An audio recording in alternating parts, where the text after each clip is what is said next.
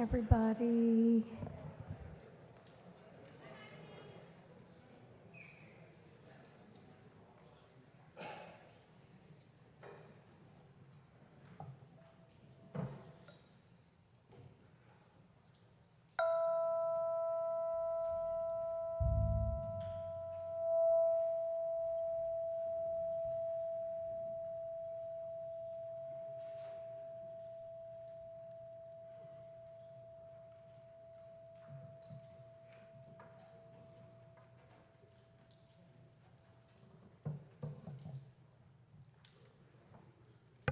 Good morning, everyone.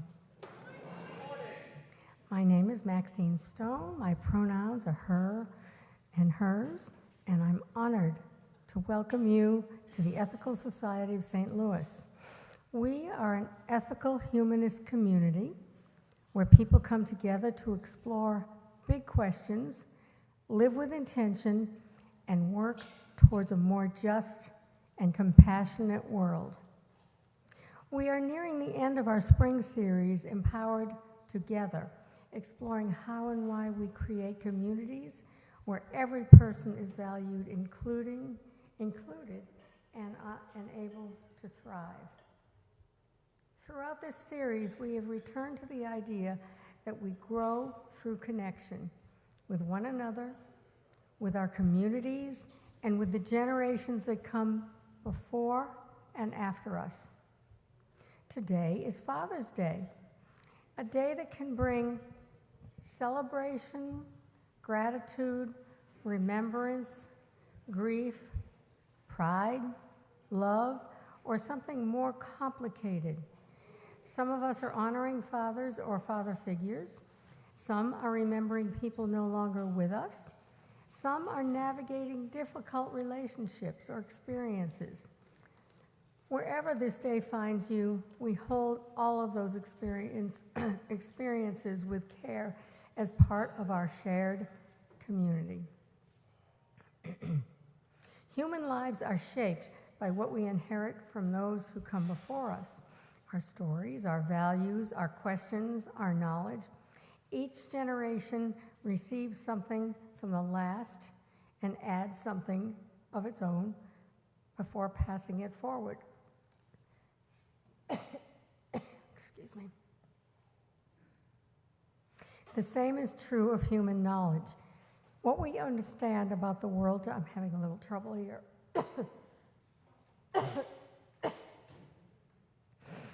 The same is true of human knowledge. What we understand about the world today is a result of generations of observation, learning, and discovery. Today is also the summer solstice, the longest day of the year in the Northern Hemisphere. Yay! This morning, Ethical Society member David Brown will invite us to explore how humanity came to understand the solstice, a story of curiosity, reason, and the collective pursuit of knowledge that continues to shape our understanding of the world today. The longest day of the year. Enjoy it, everybody, even with the rain.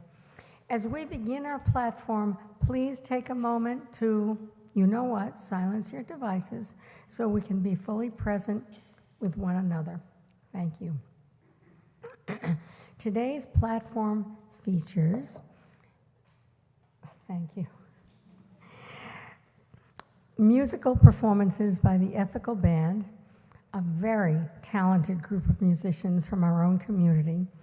Through improvisation, collaboration, and careful listening, jazz is a beautiful illustration how individual voices come together to create something of themselves. It's a small ethical band today. Sometimes there are 10 or 12 people up there.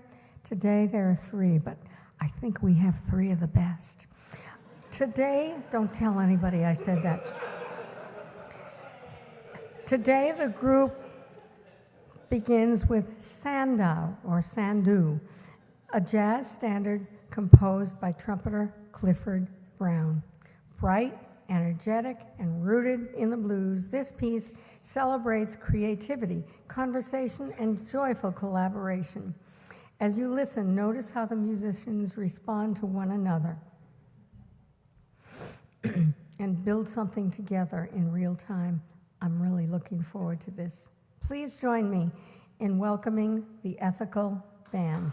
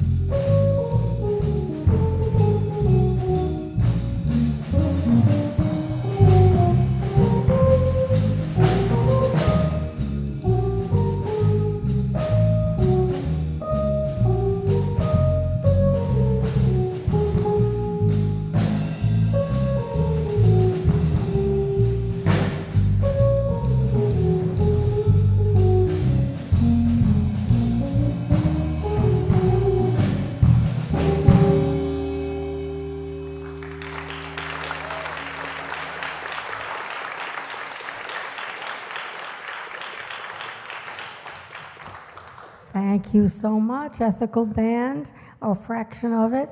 You guys rock. Love it.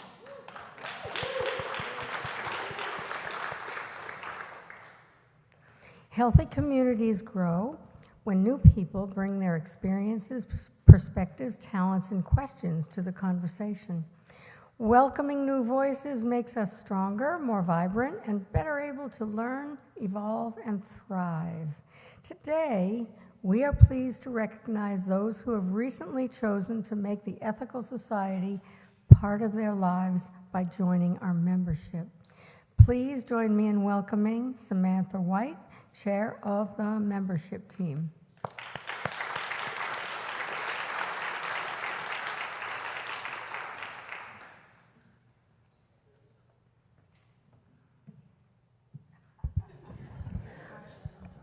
Can you hear me? Do I need to? Okay. Good morning, Ethical Society. My name is Samantha White. My pronouns are she and her, and I am excited to stand on the ethical stage in my new role as the membership team chair. To introduce our amazing new community members. Today, I'm introducing all of the new members from November 2025 through May 2026. And in future months, you will see me or another member of the membership team up here on a monthly basis to introduce new members. Community is fundamental to what brings me back to the society each week. And I believe that celebrating our newest members is an integral part of building connections between new and established members and visitors. I am thrilled to be welcoming 20 folks this morning. Yeah. So please hold your applause until the end, or I'm going to exceed my allotted time significantly. And new members, if you are willing and able, please stand when I say your name. We're going to start with a familiar face. Claire Alexander, she, her. Claire is a community builder passionate about humanism and building spaces where people can ask big questions, connect with one another, and feel a sense of belonging. She is excited that her current role with the society makes her eligible for membership so that she can continue to develop meaningful relationships while also growing personally. Chelsea Marie Barnes Duncan, she, her. Chelsea is joining to find a sense of belonging and acceptance. As a person with a rare genetic mutation that hinders her daily life, she has felt welcomed and not judged for her lifestyle and disability here. She enjoys doing makeup, playing video games, wrestling, weather, painting, cats, and science.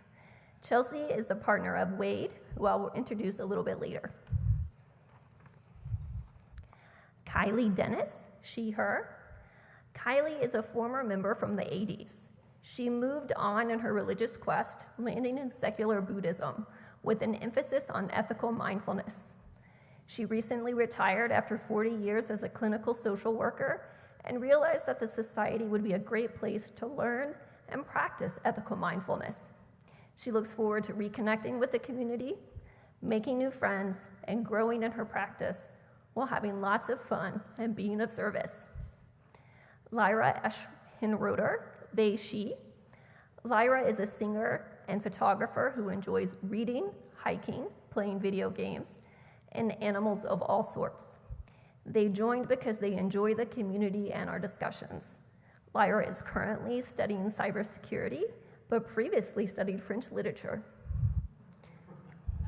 Well, now, Caroline Fernandez, she, her. Caroline is an activist, well connected to social justice organizations. She enjoys hiking, yoga, and running, and sponsored 5Ks for human rights causes. She also gave us fabulous stories of ourselves last week. Charlie Haynes, he, him. Charlie retired from telecommunications and currently writes poetry and short stories and happily spoils his 2 cats.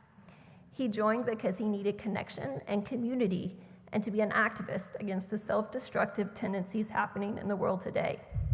He is hoping to find friends who are tolerant and value other humans, are willing to have both deep and light conversations, and who do not need a God to treat others as equals. Jake Hertenstein, he, him. Jake cares a lot about practical compassion and how that shows up in everyday life. You might see him around the building with cute little Nugget, a service dog in training. He joined to connect, contribute, and learn from others, and for community and belonging. Danielle King, she, her. Danielle is a longtime visitor. She's also a former English and drama teacher and a current technical writer, and she enjoys a wide variety of activities, including sewing, baking, learning, traveling, dancing, etc. She is hoping to find community, friends, volunteer, and find strength in a turbulent world. Sydney McGee, he, him. Sydney is a community architect and advocate, as well as a spoken word artist with a love for music and poetry. He works to prioritize human connection and mental equity and is the director of Damn Good People in the Grove. Today, and many other days, you can find him supporting the AV booth in the back of the auditorium. Dan McGuire, he, him. Dan has been a secular humanist since the age of 15 and is now also a practicing Stoic. He is joining to develop a greater sense of community and to be more active and of service. He is a former sports journalist, radio broadcaster, and recently retired amateur bodybuilder. Dane is passionate about fitness, rock music, reading, writing, comics, and chess. Richmond Newton, he, him. Richmond is joining to connect with like-minded individuals who share a commitment to reason, compassion, and community. He is originally from Ghana and has lived in St. Louis for 18 years. He is a software engineer as well as a novice pianist who also enjoys chess, watching soccer, long bike rides, and exploring computer programming. He is striving to model ethical behavior as a proud father of 2 daughters. Richmond is the partner of Anna O'Shea Newton, she, her. Anna is joining to be a part of a community focused on personal growth and service to others. She is an IT director with skills in organizing events and project and financial management. She was a Peace Corps volunteer in Guatemala for 2 years and enjoys walking, volunteering, and raising well-rounded, nurtured kiddos with her partner, Richmond. John Saborine, he, him. John is joining to further his personal growth as a humanist. He is a certified public accountant who enjoys reading, walking, cooking, traveling, and eating out. He also enjoys a retirement job of teaching a part-time job at WashU. Wade Schaffner, he, him. Wade is joining for a sense of community with people who are rational, kind, and reasonable without religion involved. He enjoys video games and loves animals, especially cats, and he loves world culture. In fact, he is currently finishing a degree in international relations. Wade is the partner of Chelsea Barnes Duncan, who was introduced earlier. Alana Sistrunk, she, her. Alana joined in search of a community committed to critical thinking and with the hope of developing a meaning-making practice and gaining deeper connections with humanists. Joseph Sucker, he, him. Joseph is joining to support and contribute to a place that has been a great sense of community for him over the last few months. Mozamil Syed Muhammad, no pronouns. Mozamil became an atheist in the last 2 years and believes in practical logic and reason as the true way of life. He enjoys video games, board games, drawing, and writing. He is looking for friends and understanding. Jared Taylor, he, him. Jared is joining for community and social engagement. He has experience with accounting and financial analysts and enjoys science, history, travel, outdoors, religion, and politics. Robert Taylor, he, him. Robert is a returning member. He is retired from the U.S. Navy and the U.S. Army Reserve and is a current student. He is rejoining because he has faith in humanity's capacity to do good without paying homage to dogma. And Jen Tricky, she, her. Jen is joining for a community that shares her values and principles. She's an IT consultant seeking ways to engage with the community and make a positive impact. She loves playing games and cooking and expressed interest in joining a choir or singing with a group.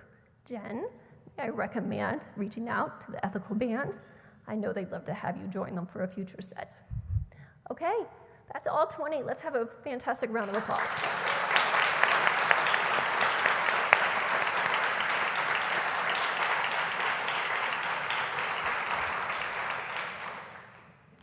It was lovely spending time today celebrating these fabulous folks. I encourage more established members to reach out to our newest members to build relationships, connections, and ensure that they continue to feel welcomed and valued here. You might also invite them, although probably not all at once, to join you at social events, to volunteer together, to play video games or chess, talk books, or share pictures of your cats, etc., etc. On a relevant side note, if you are intrigued by the idea of the membership team, please talk to me. The more people involved in strengthening our membership and our connections to one another, the better, in my personal opinion. Thank you so much.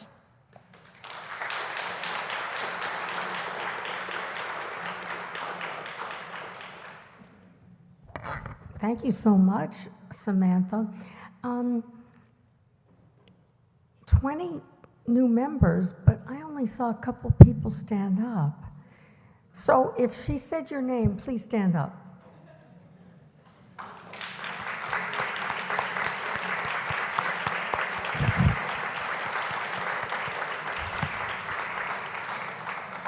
Welcome, welcome, welcome. And if you're interested, I have some pictures of my cat. Love my cat. So, each week, we read our youth education core values as a way to bring us together and remind us of our shared commitments. Our youth are on summer break, so I will read them today. I love doing this. Every person is important and unique. Every person deserves to be treated fairly and kindly. I can learn from everyone. I am part of this earth. I cherish it and all the life upon it. I learn from the world around me by using my senses, mind, and feelings.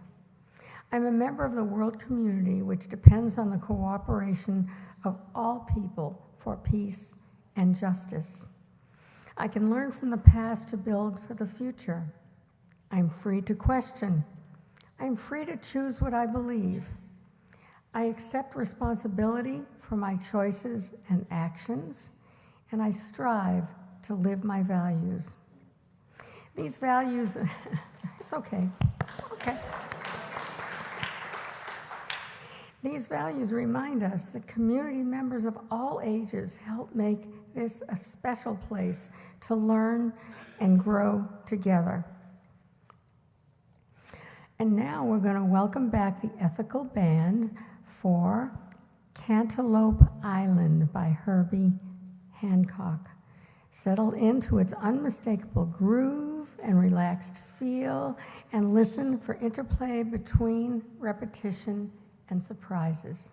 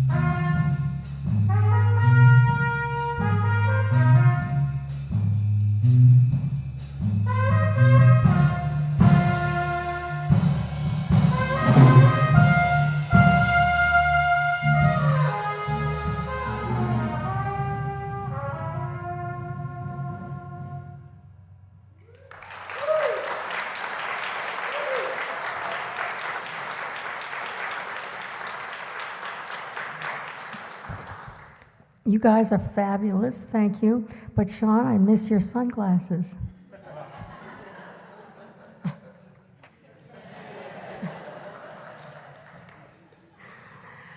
And now, before our main address, let's pause and reset our attention. Allow your body to release any tension you might be holding and give your mind permission to set aside what can wait as we share one silent minute to prepare ourselves to listen clearly and reflectively and thoughtfully.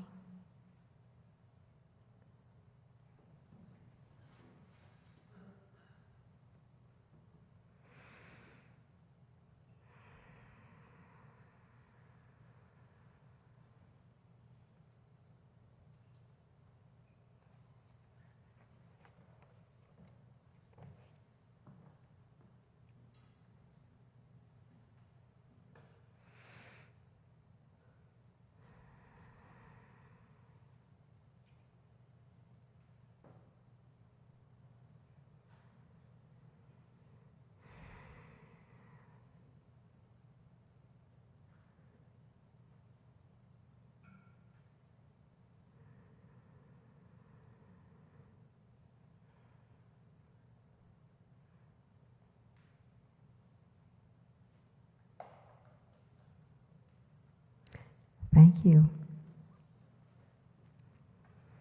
Today's speaker, David Brown, has been a member of the Ethical Society of St. Louis since 2003. Personally, I've known him way longer than that. He has served on our community in many ways, including Board of Trustees. After earning a PhD in mathematics from the University of Nebraska, David taught at the college level before spending much of his career in software development, ultimately retiring from Boeing. Today, he remains an active student and teacher with Washington University's Osher Lifelong Learning Institute.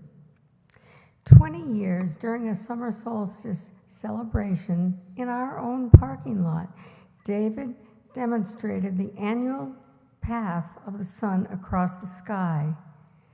This morning, he returns to help us explore a question that has fascinated humanity for millennia. Why does the solstice happen? Please join me in welcoming David Brown.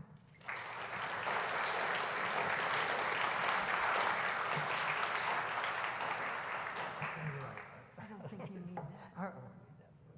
Very good. Okay. Good morning, everybody. This is Father's Day.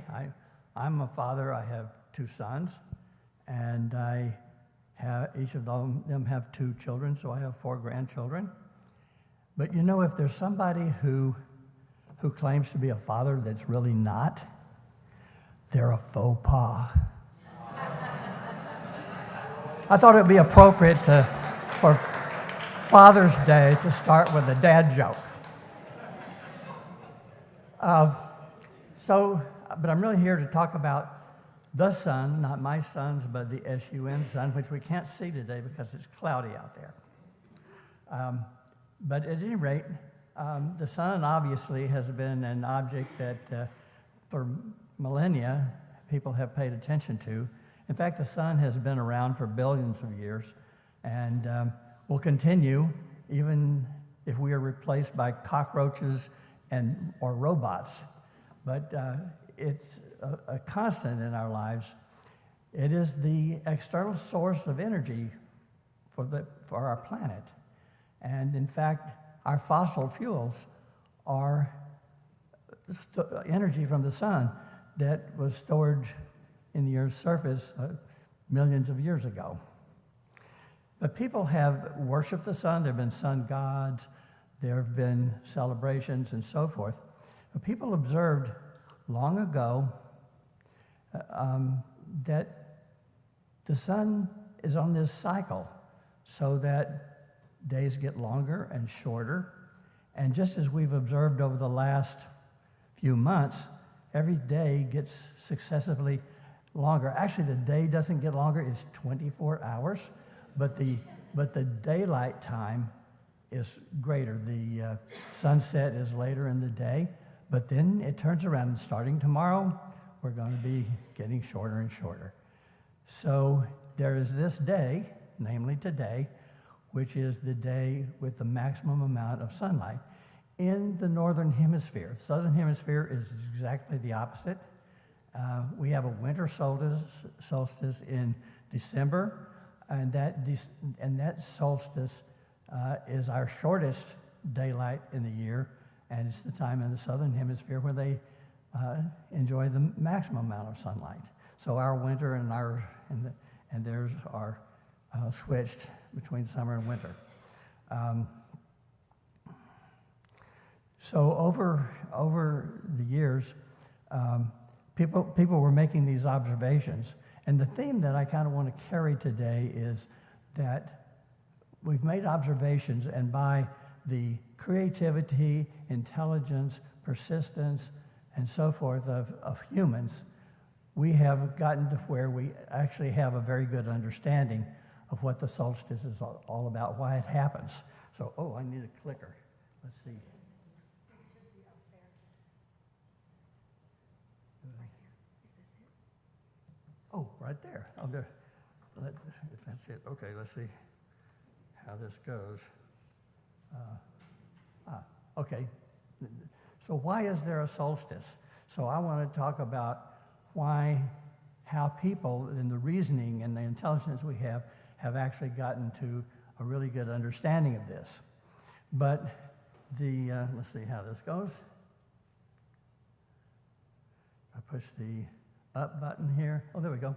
Okay, so this is the view that some of the stalwarts of Western civilization, Plato, Aristotle, Pythagoras, this is what they believed.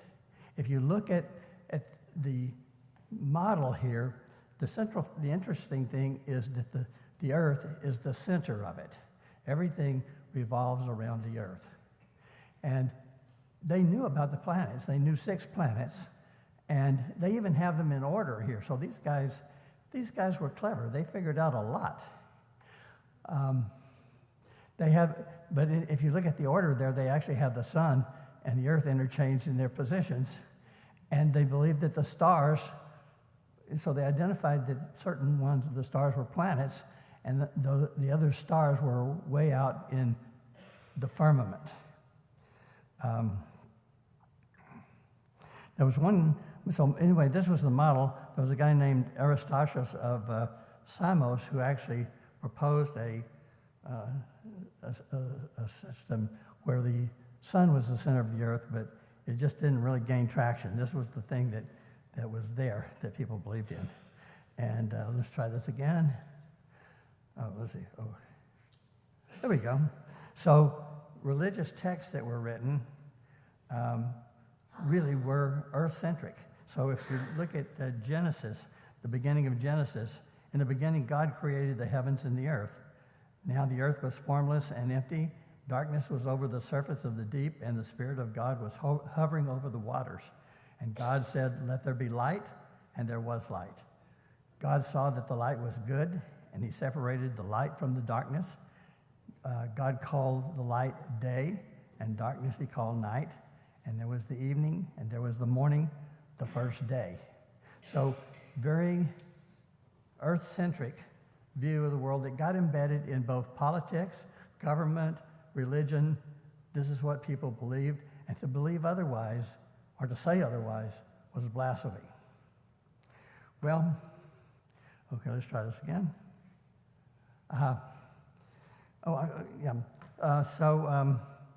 Around 1500, actually about 1530, Nicholas Copernicus, who lived, 1473 to 1543 AD, actually published a book with a Latin name that I didn't even try to remember. And he said a lot of different things in there, but it was basically sun-centered for what I'll call the cosmos, because we know about the solar system and the universe, and those are different. but for them, everything was sort of the cosmos. So I'll use cosmos when I can remember to say it that way. So he said, the center of the earth is not the center of the universe. The distance from the earth to the sun is imperceptible in comparison with the height of the firmament. So all those stars were way out there, way, way out there.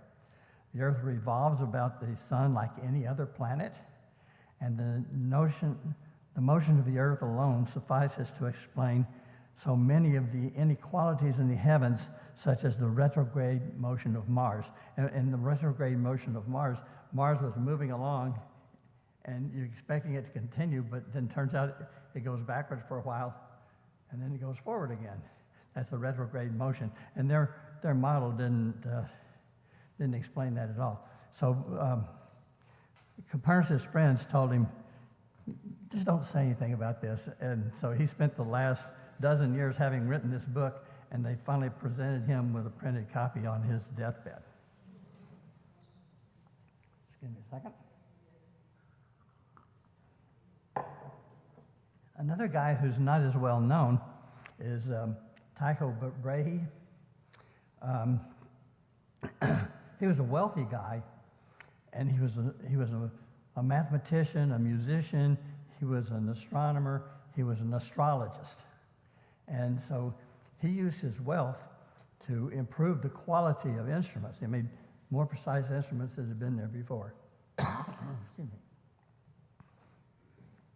So he kind of liked what Copernicus had to say, and so he incorporated that into his model, but he couldn't get away from believing that the Earth was special, and so he had the sun orbiting the Earth despite the fact that the other planets orbited the sun. That was the Tychonic system, which he believed for a while. And he had an assistant that worked with him named Johannes Kepler. I'll come to him in a moment. But then I'm going to talk about Galileo Galilei, who is often considered to be a father of science because he more than others before him developed experiments very carefully to discern facts. And so he was studying pendulums, and he figured out that the swing of a pendulum is not the rate of the swing is not determined by the weight of the bob on the pendulum. It's determined by the length of the chain. So all of this led him to the experiment that we're familiar with, where an orange and a cannonball were dropped from the Leaning Tower of Pisa to see if they all fell at the same rate, which they did. He also used that intuition to determine that the planets that were closest to the sun actually moved faster than the ones that were further out.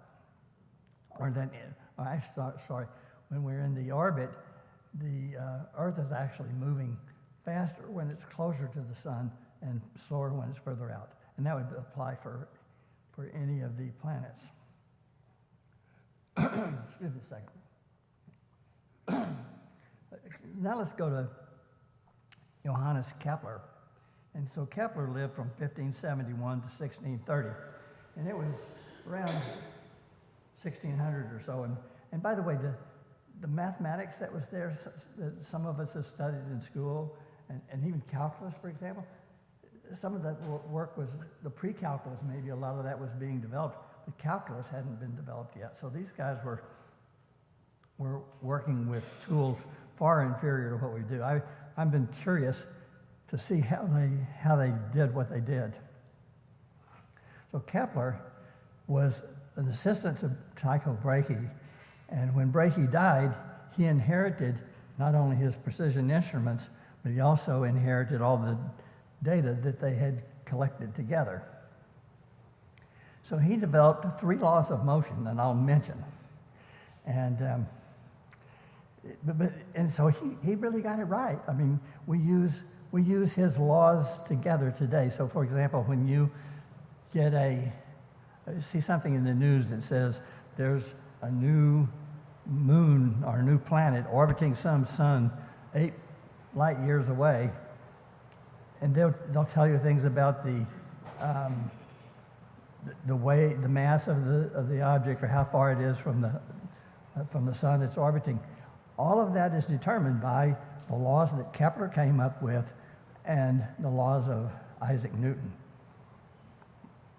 But Kepler was a religious guy, so he believed that God created a perfect world, but he also believed that reason could help discern how it all worked. But he still had this mystic thing about him. So, for example, there are what we call 5 Platonic solids. Plato identified that the tetrahedron, the cube, the octahedron, the dodecahedron, and the icosahedron had certain symmetries that you couldn't make any other way. Well, we knew 6 planets, so you got 6 planets, then you got 5 spaces between them, and that was all because of the Platonic solids. And so he had this whole mystical thing, but on the other hand, he came up with exactly the right solution. So, great, thank you. So here's his first law. He was tracing the orbit of Mars, and he realized that it was kind of oval-shaped. Well, then he studied it further and plotted the data and found that it was actually an ellipse. So an ellipse is a very special kind of an oval, which has a very precise definition. And so you can draw an ellipse by putting in 2 nails or thumbtacks, getting a string between them. Depending on how close the thumbtacks are together and how long the string is, you get something that's fairly circular, or maybe something that's kind of oblong. We talk about eccentricity as a measure that we use for those. And but holding the string tight, what you draw is an ellipse. And Kepler found that was exactly the path that planets orbiting larger objects followed. And this was not just the Earth and the Sun. This was any kind of an orbit, which is what we see today. When we see even satellites orbiting, they're in an elliptical orbit, and according to the laws that Kepler identified. He nailed it. Consider the nails in there. So here is a diagram showing the Earth's orbit around the Sun. And I'm not sure that the sizes of the Sun and the Earth are to scale, but the shape of the orbit is pretty much there. Where you put the nails when you draw that ellipse, those points are called focus points. Well, one of the things that Kepler said is that one of the focus points of the ellipse will be at the center of the Sun. Well, it turns out the Earth's orbit is close enough to circular that actually both of the focus points are inside the Sun, but one of them is at the center of the Sun. Now, we are at the position which, if you look at there, I would say 9:30 or 10 o'clock, that's where we are right now. That's because today is the solstice day. That is the solstice point. The furthest point, which is there at 9 o'clock, is actually the aphelion, which is the furthest point away, and that won't actually occur until for a couple more weeks. And I'll explain a little bit more why that is in a moment. And on the other hand, on the right-hand side at 3 o'clock, that's where the perihelion comes. That's when we are the closest to the Sun, and that would be in December, actually. Well, actually in January, but the winter solstice will occur before that in about the 22nd or so of December. The equinox points are the points where there's exactly the same amount of sunlight and night light in a day's time. So those two, the vernal equinox occurs in March, around the 20th, and the autumnal equinox occurs in the fall, actually September, around the 20th or so.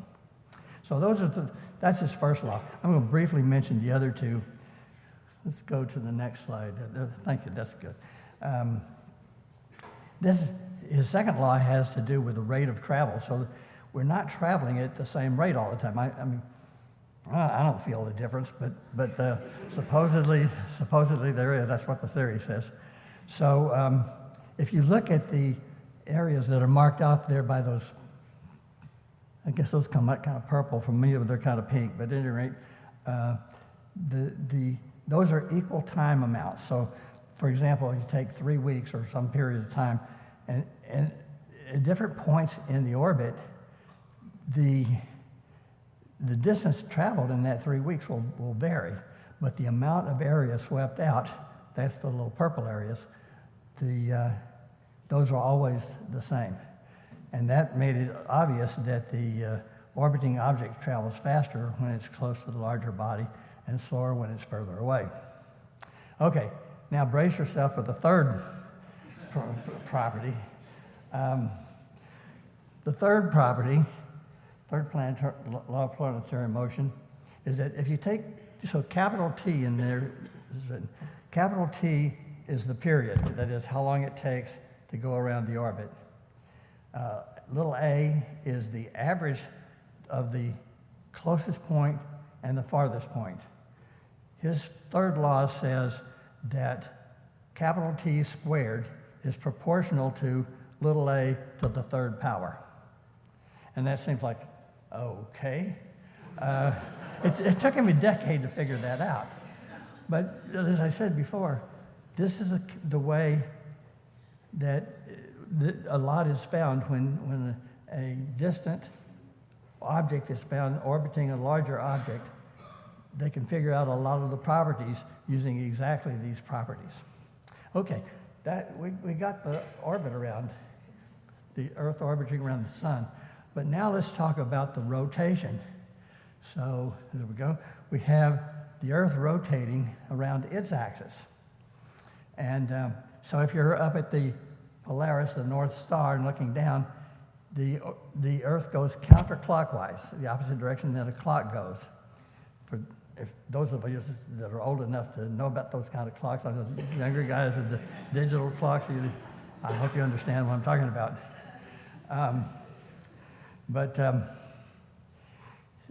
So as the Earth goes in its orbit around the sun, there's a rotation that defines our day.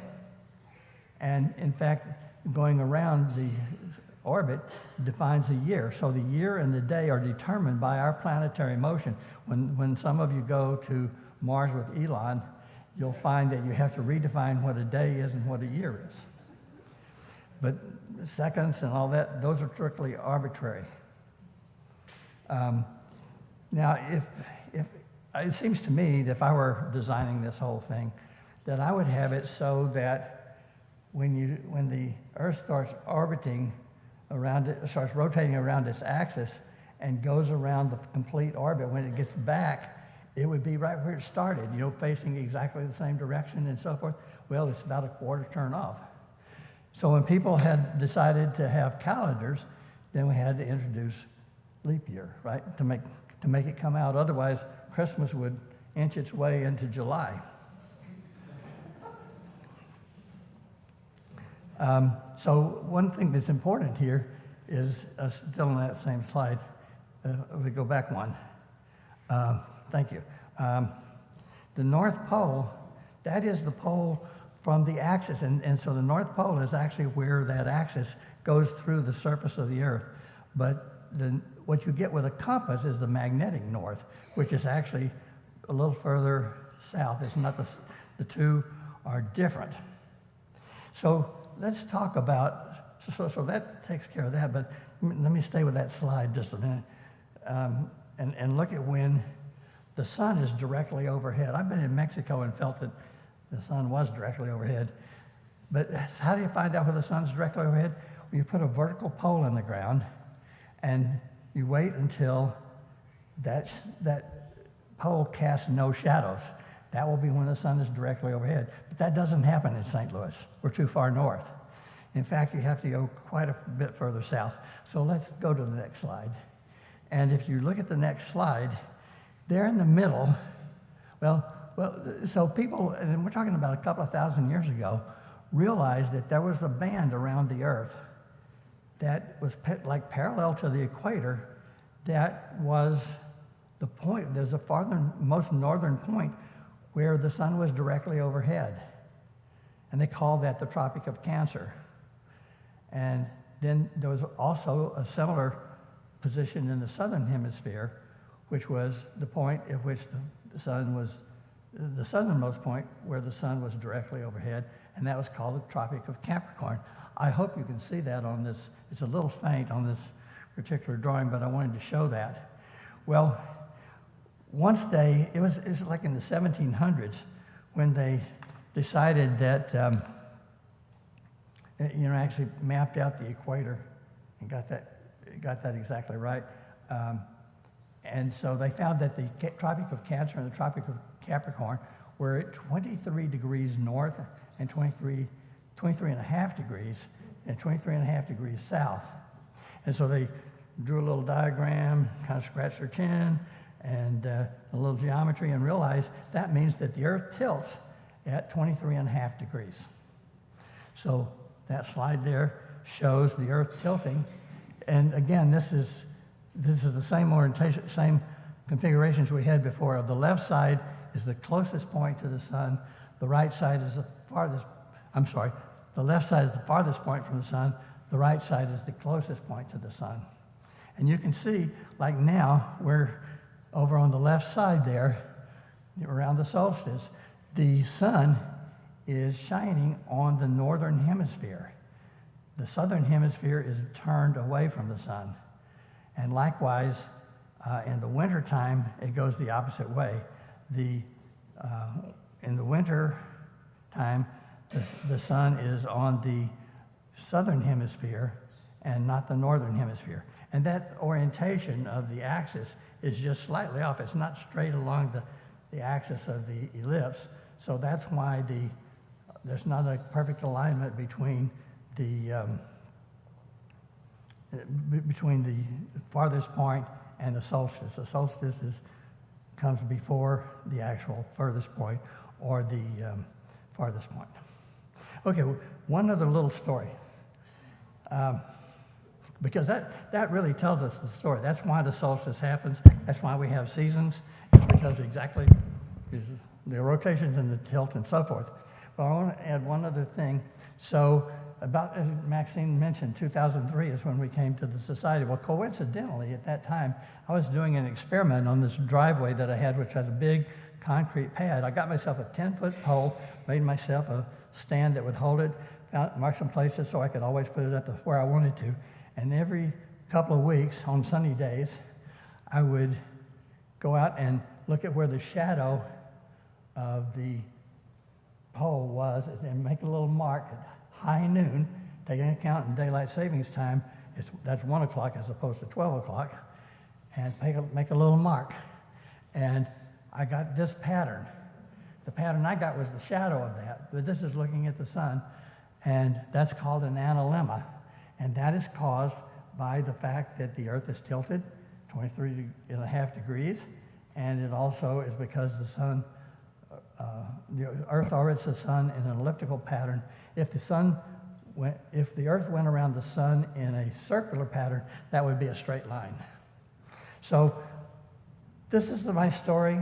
I hope this will demonstrate to you the potential of humans to learn about our circumstances. The things that we can learn will help us solve problems like climate change and other things, but it's for humans to believe in the potential of human beings, and that's what we're doing here today. Thanks.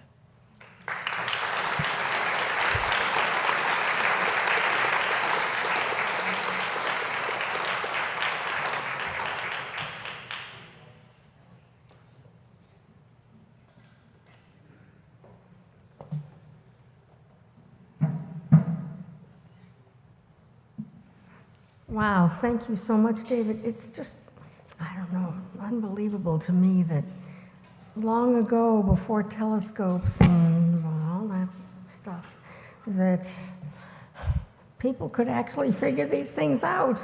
Thank you, David. So, at Ethical Society of St. Louis, our mission shapes everything we do, from Sunday platform to youth programs, music, service, partnerships in the wider community. Our work is sustained through the generosity of our members and friends. And we have 20 new members, yay.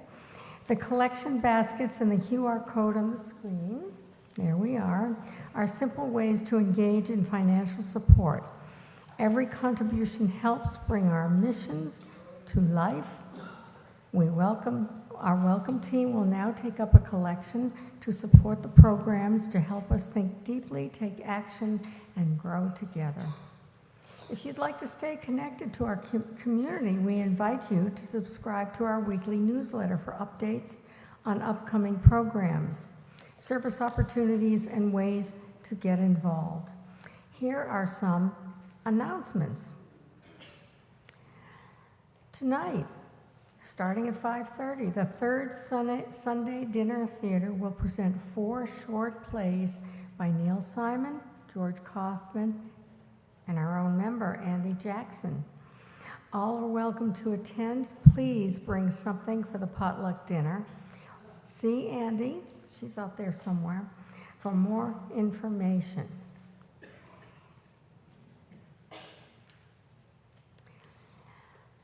All of you, or I hope all of you, know that our Leader Search Task Force and the Board of Trustees are pleased to announce the following opportunities.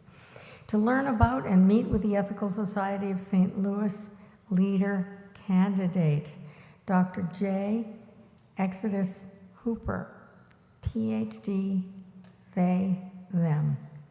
Dr. Hooper is an ethical culture clergy leader, arts and cultural community curator, and public theologian who serves the ethical culture movement, Unitarian Universalists, and other congregational humanist spaces. Many of you went to Forum today, many of you, and heard a little bit more about him and the whole process. So on Thursday of this coming week, there will be a mixer from 4 to 6 here at Ethical Society to socialize with your fellow members as well as Dr. Hooper.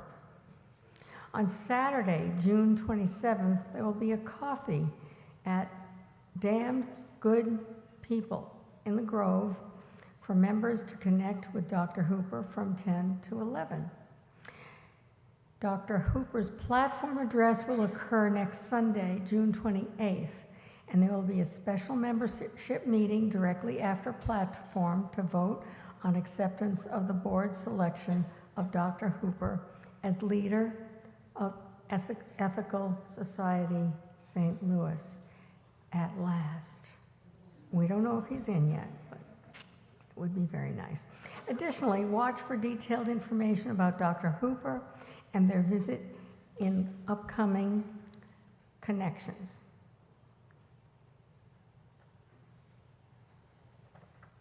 Now, we're going to have our third musical selection. The Ethical Band will close this morning with La Vie en Rose, made famous by Edith Piaf. The title translates to Life in Pink, expressing a view of the world colored by love, beauty, and possibility. As you listen, I invite you to notice the warmth and lyricism of this timeless melody. Please join me in welcoming the Ethical Band.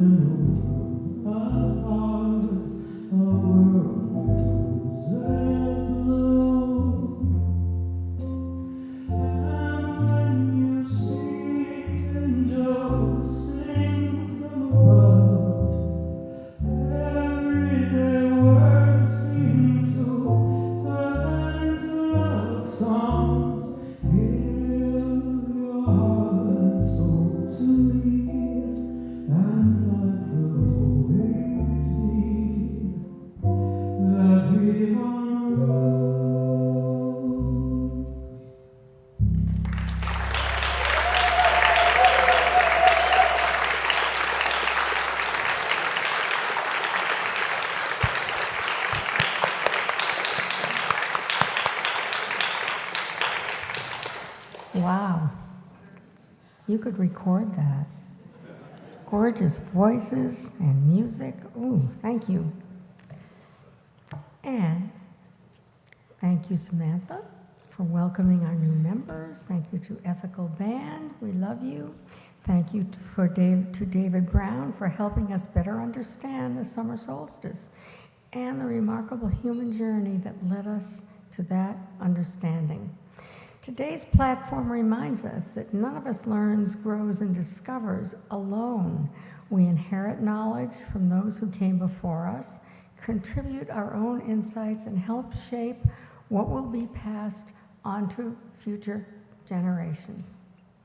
After platform, we invite you downstairs for coffee and conversation.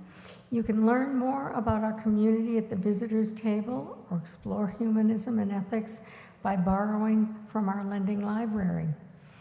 As you move into the week ahead, remember that understanding grows in community. We learn from those who came before us, from those who walk alongside us, and from those who will follow after us. May we continue building a community where questions are welcome, curiosity is encouraged, and knowledge is shared freely. No dogma. I love that. Thank you for being here this morning. We look forward to seeing you again soon.